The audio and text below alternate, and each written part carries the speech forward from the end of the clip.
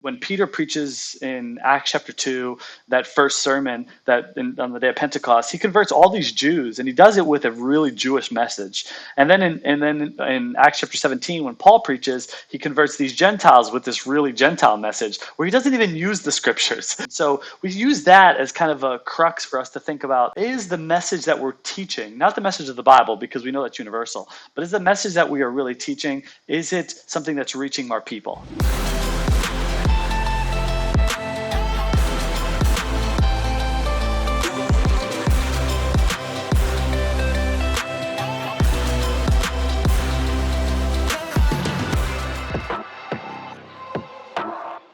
Hey, what's going on, Tony? Welcome to the podcast. It's good to be here, brother. I'm excited. Dude, this is going to be fun. So for the audience, I mean, we've been talking, we actually only met recently, but we've had some great conversations.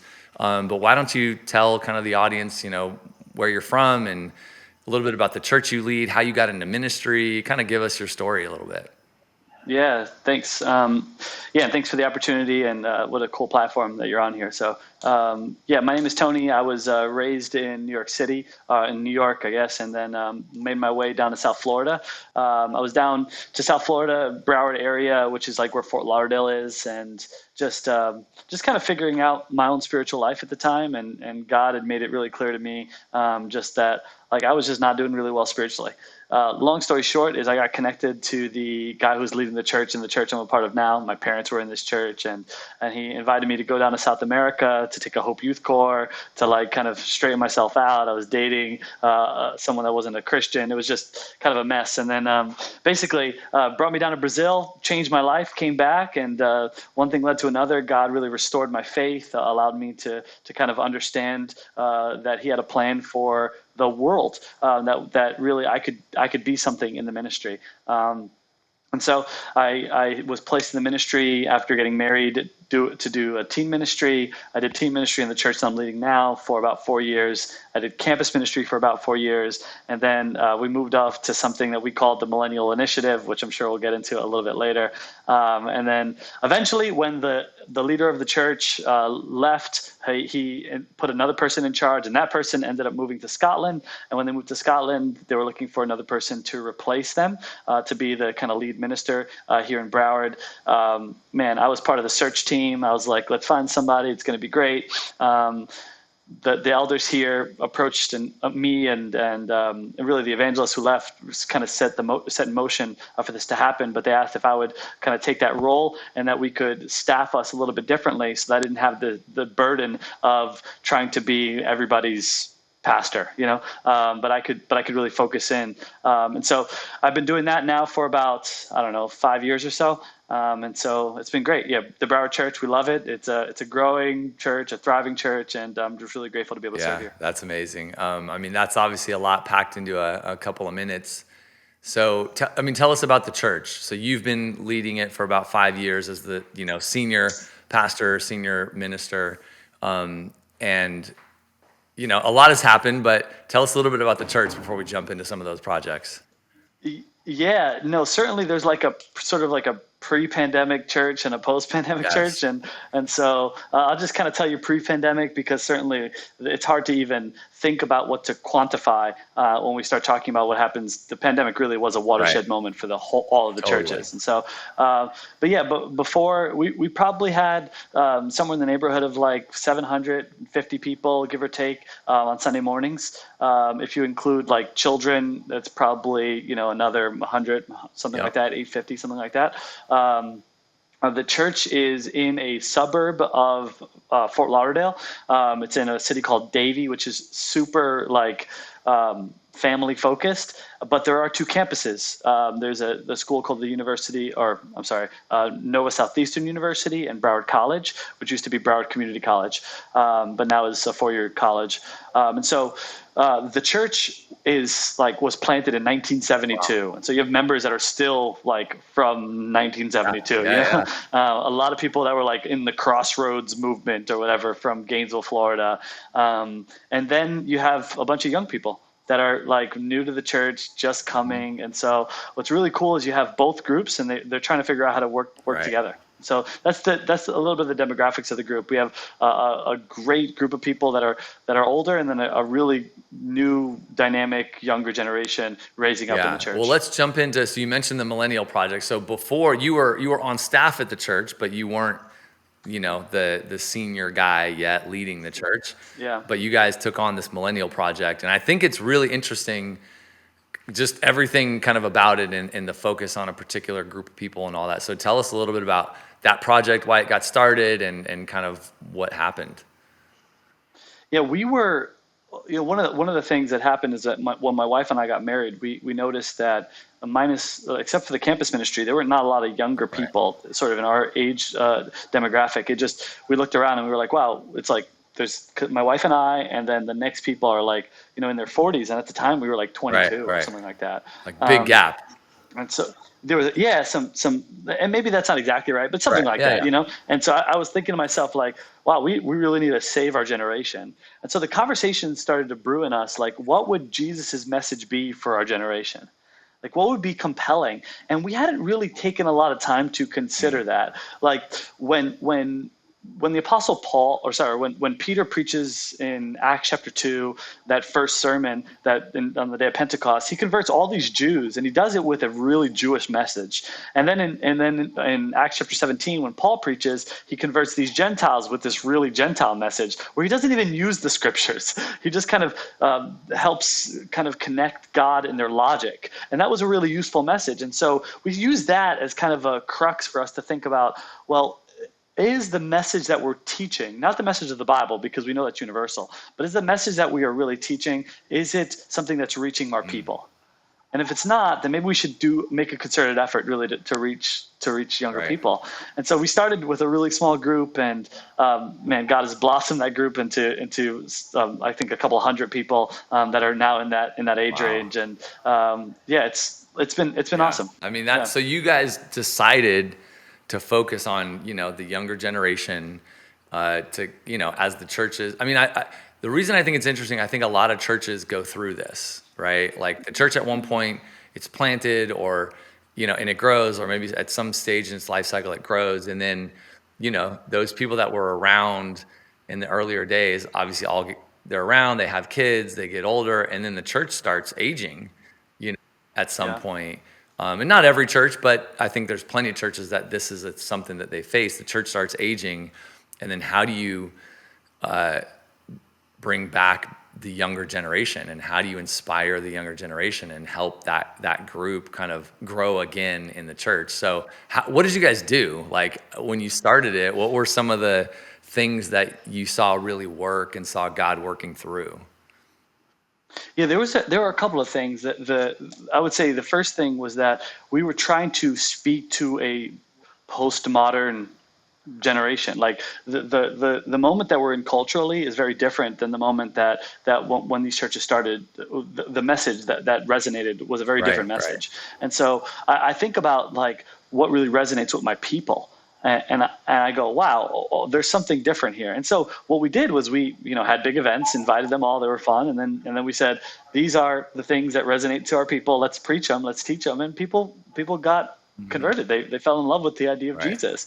And then as that happened, the other thing that's really interesting is we became a great place for you to land after you had gone to college.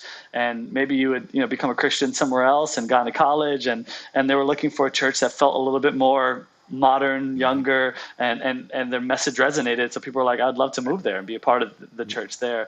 And so we grew by way of attraction, but also by way of just of Right. conversion. Yeah. What do you remember, or what sticks out in terms of some of the ways that, like, the messages that resonated with that generation at that time? Like, was there anything that just like, oh man, when you talk about Jesus, like these things really stand out to them?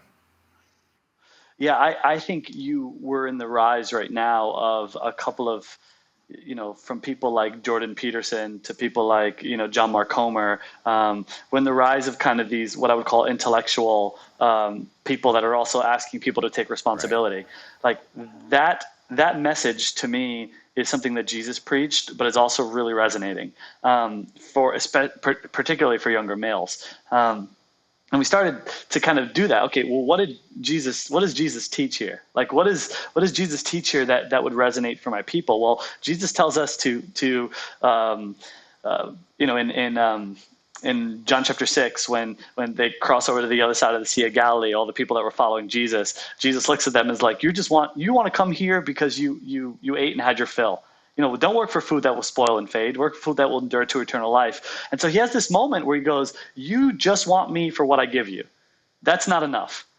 Like, to me, that's a really compelling message, because it's like, wait, so I shouldn't just come to you for kind of a self-help thing. I should come to you for who you are, and that's bigger than maybe yeah. That's one idea. The other idea is that, like, I think that the statement about, is sin an evil that the person who does needs to be crushed for, or is it something that's crushing the person? Those are two different ways of looking at sin. When I see a man who's struggling with a porn addiction, I'm going, wow, the sin has crushed them. Not that man needs to be crushed because of his sin. And it's true that he needs to be crushed. God, whatever. But in terms of the way I relate to them is on a level of, you don't even want to do that.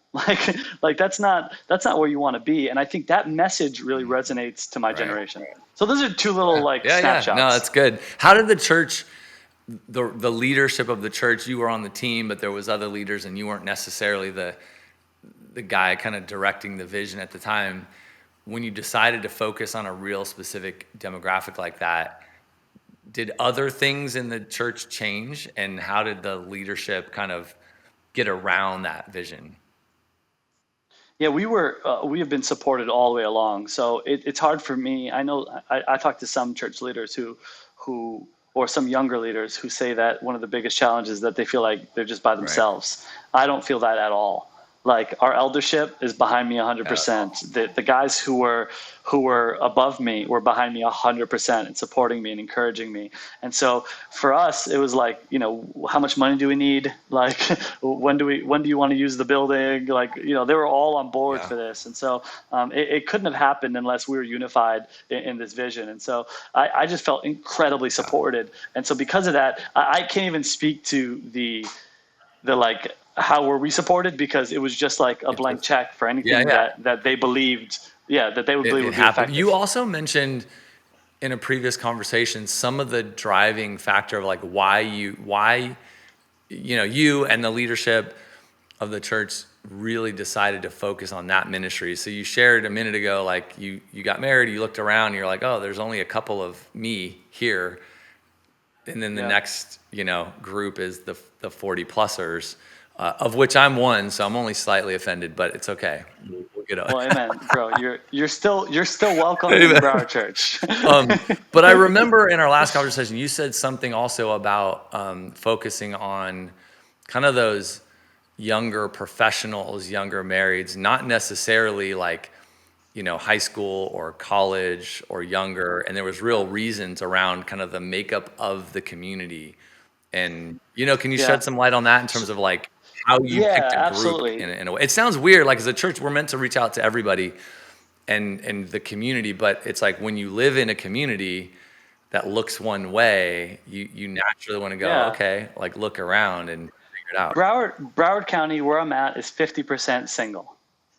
So, and primarily they're younger singles. You come to South Florida because you want to live a life on the beach, and this is a nice place to be a 30-something-year-old single professional. Like, this is a great place for that. So we looked around and we saw that not only is there no us, but there's a lot of us in the world, like in the church around us. And so it seemed like a no-brainer. Like, we need to focus on the colleges because they're right here, literally 5 miles away, and we need to focus on the singles because they're right here.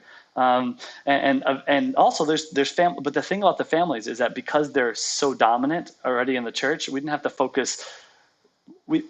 I remember a lot of the conversations were like, we need some people to help with our marriage ministry, and we probably did. But the thing is, all the maturity was in the marriage ministry, and we had people that had been Christians for 30 years who are in marriage ministries.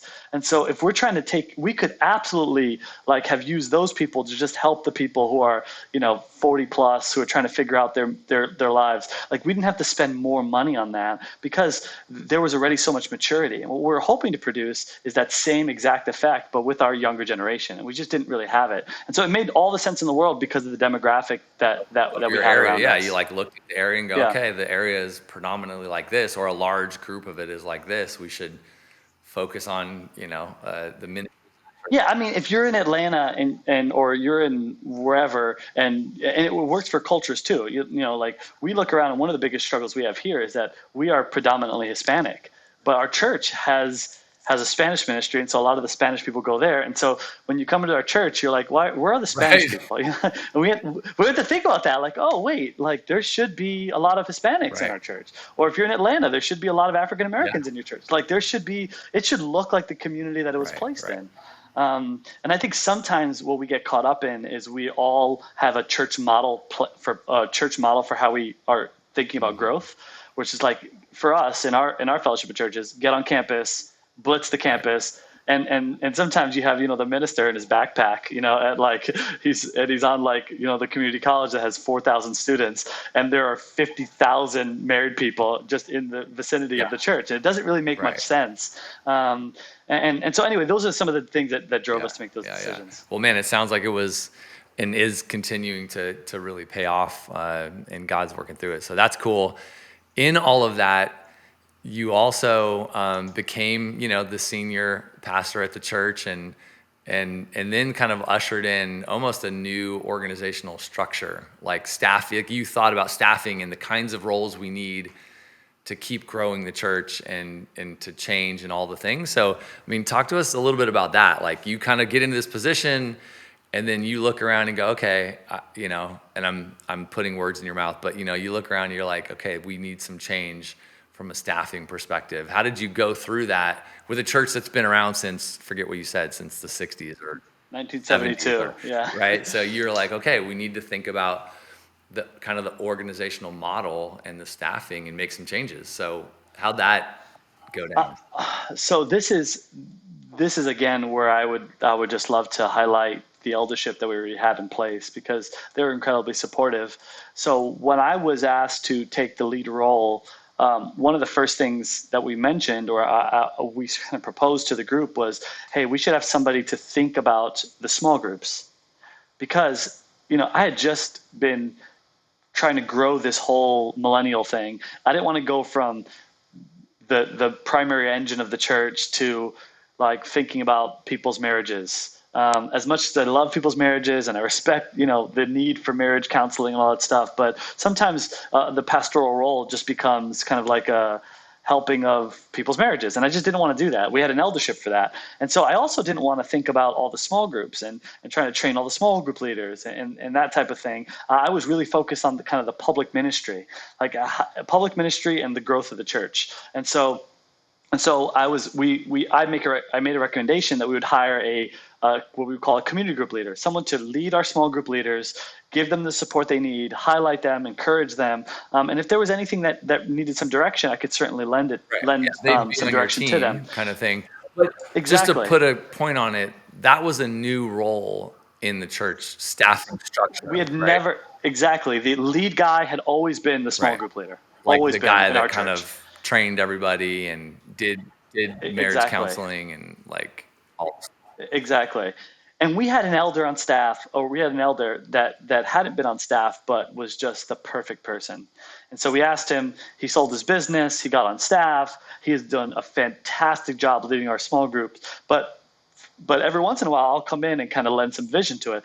But just in terms of taking care of it, helping lead it, helping guide people, he's A+ at that. And so we love that. And so then I started thinking, well, if I don't have to think about small group leadership and I can really think about the public ministry, if I had my way in terms of like looking at the budget, what are some funds that I could allocate so that we can continue to push the public ministry?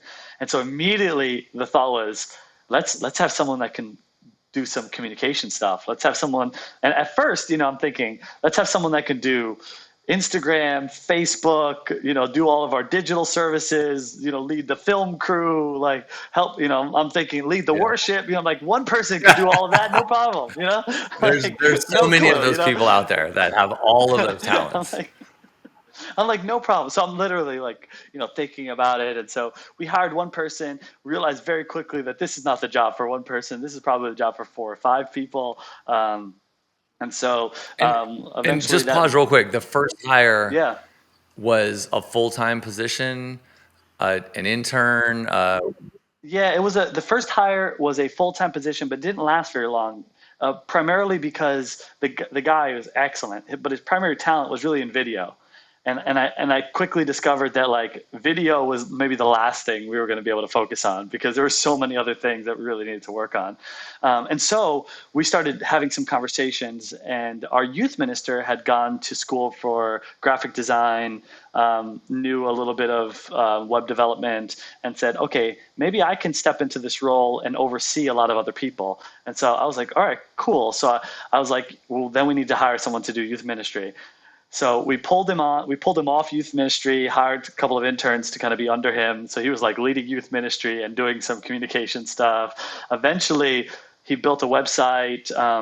We started getting some traction on Instagram and Facebook and stuff like that. The guy who his predecessor had filmed a video of me talking about the church, and it was like cinematic and beautiful, and we like put it as an ad on Facebook, and it got like 20,000 views or something stupid like that.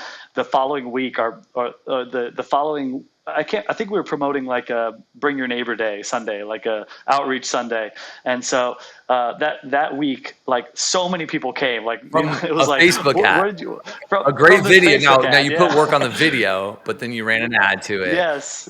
Yeah, and you had exactly. And so we were like, whoa. And so now we're thinking we have to invest in this, we have to think right. about this. But we didn't know. So we're just like, maybe if for us, it was like catching lightning in a bottle, it's like, okay, what are we going to Right. do next? And But so we're you, like, oh, but let's make this in a epic. sense though, like I guess I just want to clarify for the listeners, like you made Yeah, a yeah, yeah. decision that said we need to hire a communications person, like another role that didn't exist and had not ever really existed from a staffing kind of perspective, right?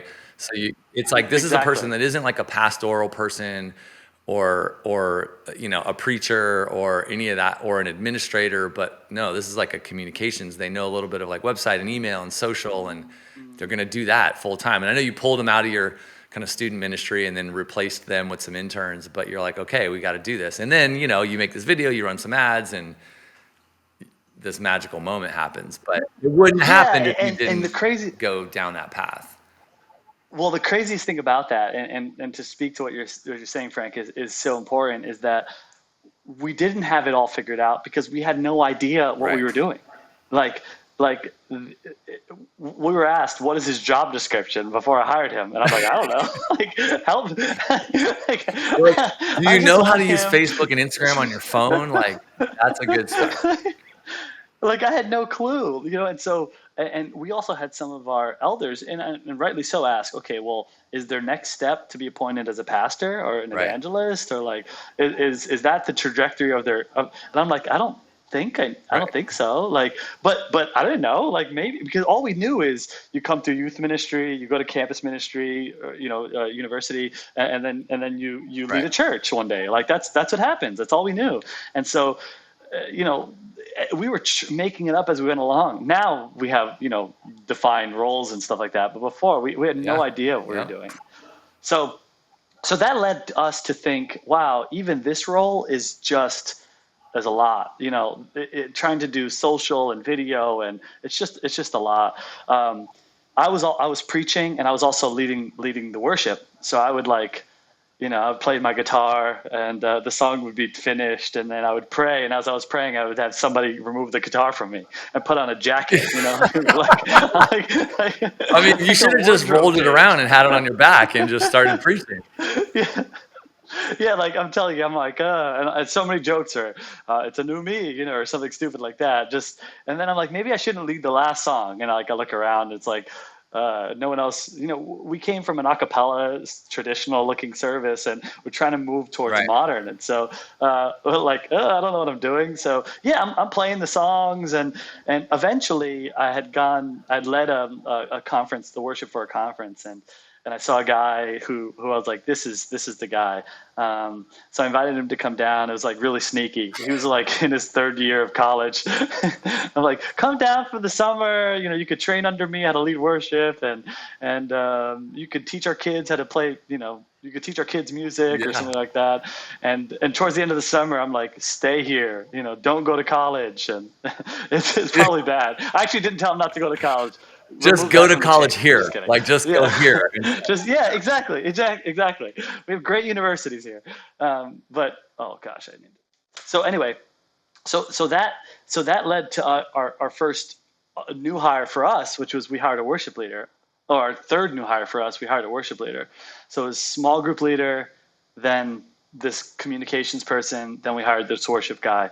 And for me, that I thought to myself, how could we have ever gone without somebody like this to think about the ministry in a way that would lead our people into the presence of God. And man, he's done such a phenomenal job. But in that same internship, we had a campus girl who was trying to do our university ministry. And she was like, I can do Instagram. So I was like, oh yeah, you can help us with Instagram, and all right, cool. Like, come to our digital team. Our digital team was like me and that guy. We're meeting and like trying to strategize things that we didn't have any time for. But she started coming, and really quickly we realized that maybe her best skill set was to do Instagram for the church. And so she's full time on staff to do basically Instagram and all of our social. So she does all of our social. You fast forwarded, so you hired a full-time worship leader Yeah, who also sorry. produces Yeah. your whole like Sunday experience now, right? Like, and Exactly. your online Yep. component to an extent somehow, like Yeah. over there. And then you're like, great, we've got this communications person, but we also have this hidden gem that kills at social media. Let's hire her too. And so you've got a communications person and a social media person. And at first she was doing university and Okay. social. And that was like, that's what we're going to go. And because we can't really justify it. But then again, when the elders start seeing people walk into the doors who are like, how did you find us? And they're like, Instagram. Right. They're like, oh, and it's week after week, and not just one person, but 10 people a Sunday or 20 people a Sunday. And it starts going, this is maybe even more effective than I ever thought it could be. And so eventually that was an easy sell. And so she came on, and then the last person that we hired was a person just to he's like all the video in the church. So it's like the first person we hired, except now it's in the right time. Yeah, to bring the person on. Yeah. So he is the main production guy for the got church. it. So he produces the service and any other video. Exactly. So you've got a full-time worship leader now. So you've got you. So you're the lead pastor, CEO kind of role, vision, strategy, direction, those kind of things. But then you've got worship pastor, small groups leader, social media person, communications person, and video person. And then you have some interns, I think, that help with some other ministries too. Yeah, so like all the other kind of standard people ministry, we have people in as well. So teens, campus, our student ministry, university ministry, and then single professionals ministry. So that kind of staffing structure today versus before you came, how different does it look? I mean, it's so it's this whole portion of the church wasn't there. So what I call the public portion of the church, it just wasn't there. All the shepherding, pastoral stuff was there, but there was no.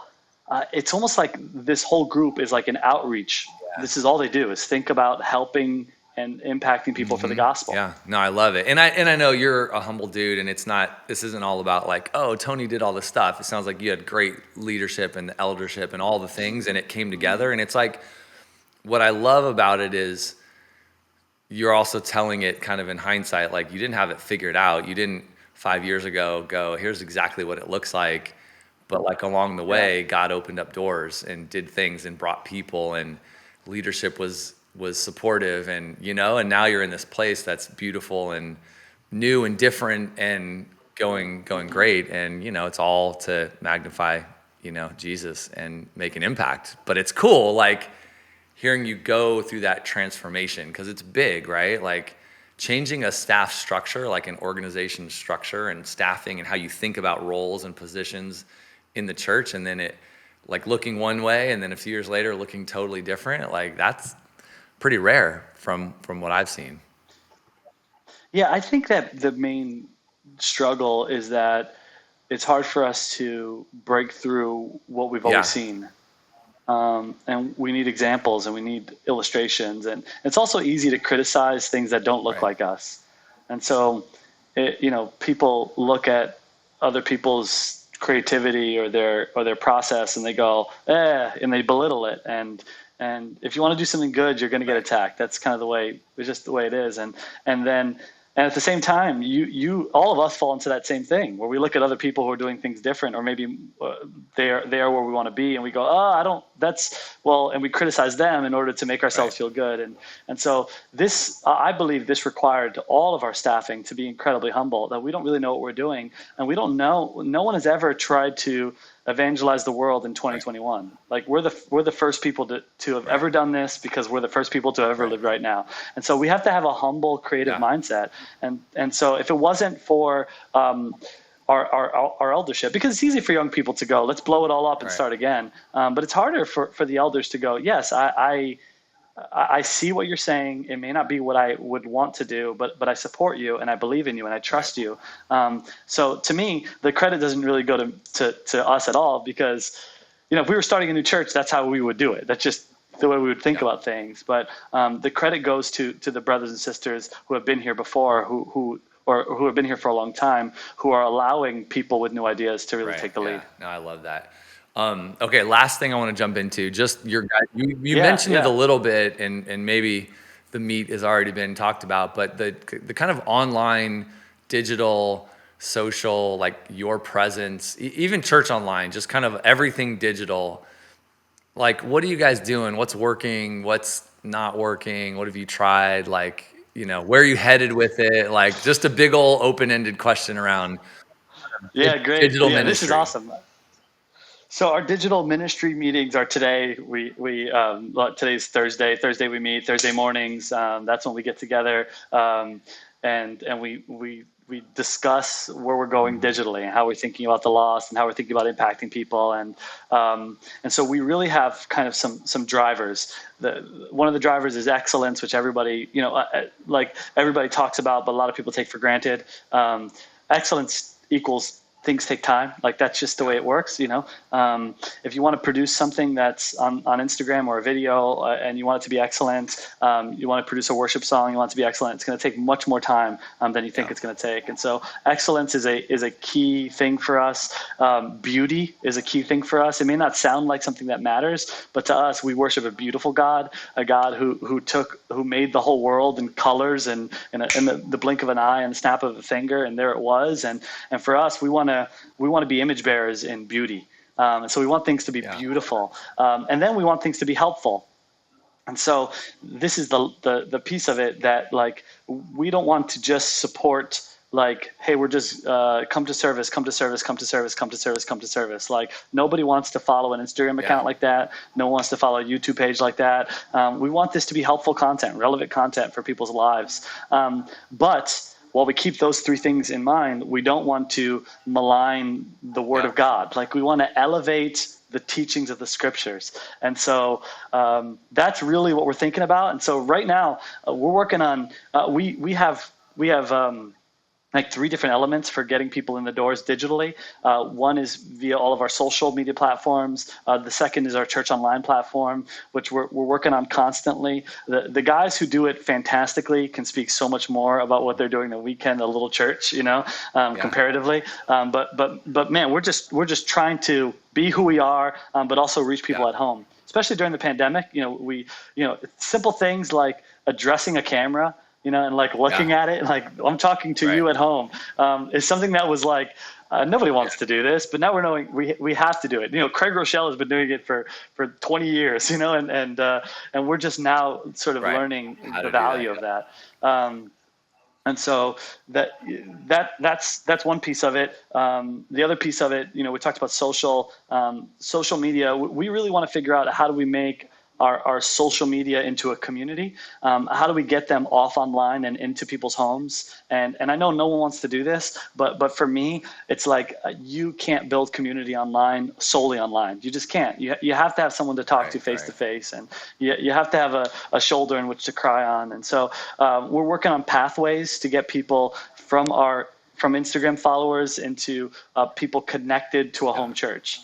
We're working on that, so for us, it's like someone follows us on Instagram. We send them a message. Hey, is there anything we could pray for you for? Hopefully that begins a dialogue. And then our goal is to get them connected to a church. And if a lot of times we reach out to them and tell them that's our goal, and then they unfollow us, and we're like, well, that's a win, right?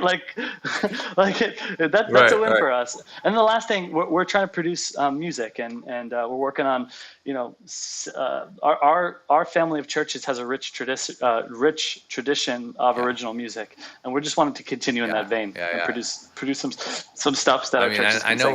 we're gonna do another episode and talk more about that whole journey, which I think is awesome and fascinating.